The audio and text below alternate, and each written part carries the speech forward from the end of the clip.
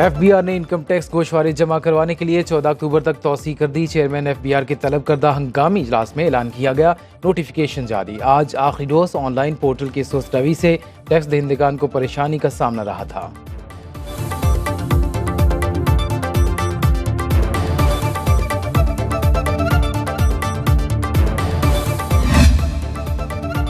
Article 63A की तशरीह से मुतालिक नजरसानी केस के हुक्मनामे की कोई हैसियत नहीं। जस्टिस मुनीब अख्तर ने जारी हुक्मनामे को गैर कानूनी करार दे दिया।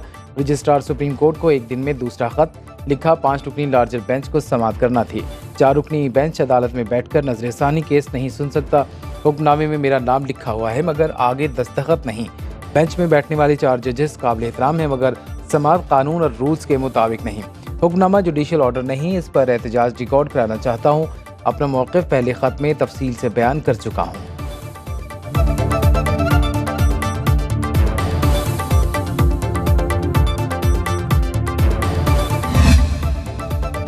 चीफ जस्टिस काजी फायद ईसा ने प्रैक्टिस एंड प्रोसीजर कमेटी का इजलास आज फिर बुला लिया। इजलास सुबह 9 बजे सुप्रीम कोर्ट में होगा।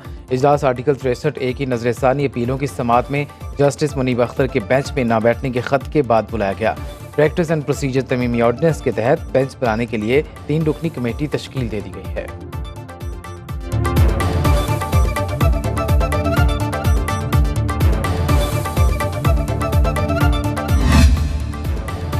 आर्टिकल 63A नजरसानी समाअत का हुक्मनामा जारी। चीफ जस्टिस सुप्रीम कोर्ट ने लिखा, जस्टिस मुनीब अख्तर ने रजिस्ट्रार और सुप्रीम कोर्ट को खत लिखकर बेंच में शमूलियत से माजरत की। जस्टिस मुनीब अख्तर दीगर जजेस के साथ टी रूम में भी मौजूद थे। रजिस्ट्रार हुक्मनामे की कॉपी जस्टिस मुनीब अख्तर को फराहम करके बेंच में शमूलियत की दरख्वास्त करे। जस्टिस मुनीब अख्तर की अदम शिरकत पर बेंच असर नो तश्कील दिया जाए। वकील अली जफर को बानी PTI की नुमाइंदगी की इजाज़त दी जाती है।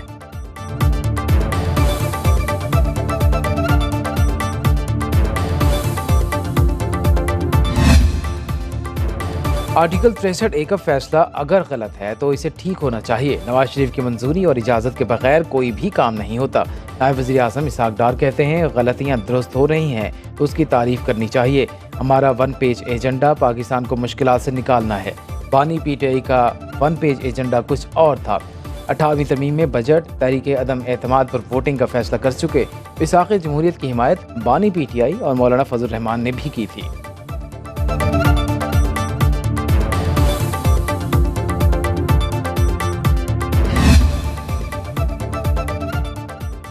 जजेस तकर्री के निज़ाम को बदलना होगा। चेयरमैन पीपल्स पार्टी बिलावल भुट्टो ने 18वीं तरमीम में जजेस तकर्री का तरीक़ाकार बहाल करने का मुतालबा कर दिया। कोयटा में तकरीर से खिताब में कहा, अदालती तारीख की गलतियाँ दुरुस्त करने का वक्त आ गया। ऐसी आइनी अदालत बनाना चाहते हैं जिसमें तमाम सूबों की नुमाइंदगी हो। हर सूबे में आइनी अदालत के क़याम की तजवीज़ पर इत्तिफ़ाक़ी राय नहीं हो सका। मौजूदा अदालती निज़ाम दहशतगर्दी के मुतासरीन को इंसाफ नहीं दे सकता। ये नहीं कहते जुडिशल रिफॉर्म से रातों रात इंसाफ मिलेगा।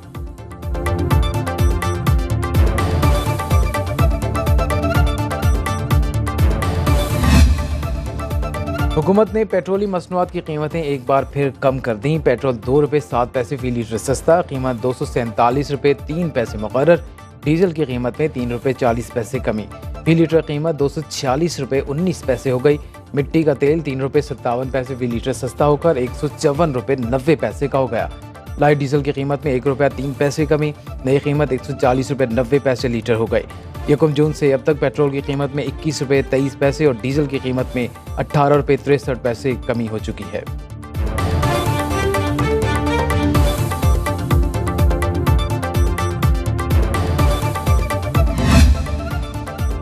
सर्दी आने से पहले LPG 7 रुपये 31 पैसे महंगी, फी किलो कीमत 251 रुपये हो गई। घरेलू सिलेंडर 86 रुपये 28 पैसे महंगा हो गया। ओगरा नोटिफिकेशन के मुताबिक 11.8 किलोग्राम सिलेंडर की कीमत 2,965 रुपये 38 पैसे हो गई।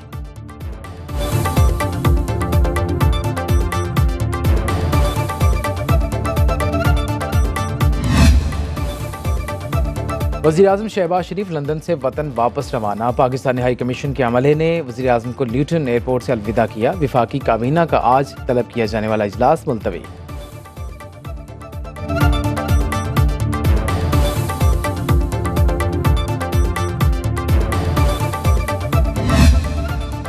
हुकूमत का संजानी जलसे में रियासत मुखालिफ तकारीर पर बगावत का मुकदमा दर्ज करने का फैसला। पहले से मुकदमात में नामजद लोगों के खिलाफ कार्रवाई होगी।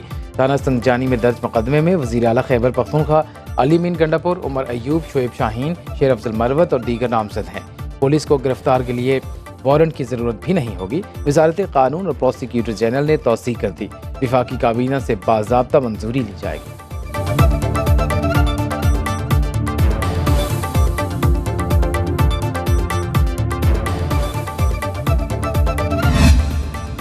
तोशाखाना 2 केस में फर्द जुर्म 2 अक्टूबर को आयद होगी। बानी पीटीआई और बुशरा बीबी की दरख्वास्त जमानत खारिज। FIA प्रोसिक्यूटर जुल्फिकार अब्बास ने दलाइल में कहा, बानी पीटीआई ने रियासत को मिलने वाले तोहफे तोशाखाना में जमा कराए बगैर अपने पास रख लिए। केस साबित शुदा है।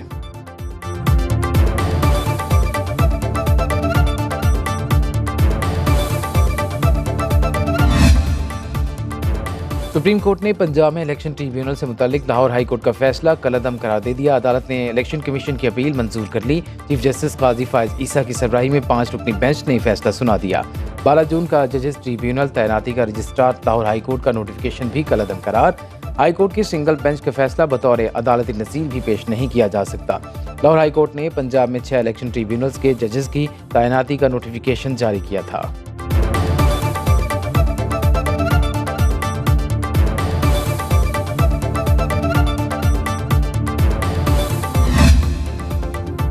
वज़ीर आला खैबर पख्तूनख्वा अली मीन गंडापुर ने मरीम नवाज पर औरत कार्ड इस्तेमाल करने का इल्ज़ाम लगा दिया। कहते हैं PTI की खवातीन जेल में हैं, क्या वो औरतें नहीं? क्या पूरे पाकिस्तान में सिर्फ मरीम नवाज ही औरत रह गई हैं? एक सूबे के मुंतखब वज़ीर आला के रास्ते रोकने के लिए कंटेनर्स लगाए जा रहे हैं, वो किसके वसाइल है? अपने वसाइल टंके की चोट पर इस्तेमाल करेंगे।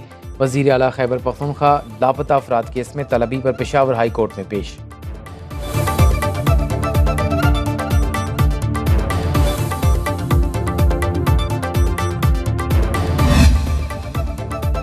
और अज़मा बुखारी ने अली मीन गंडापुर को सस्ता अदाकार करार दे दिया। बोली, खैबर पख्तूनख्वा में दहशतगर्दी की आग लगी हुई है और नीरो बांसुरी बजा रहा है। बच्चों के हाथों में लैपटॉप्स होने चाहिए।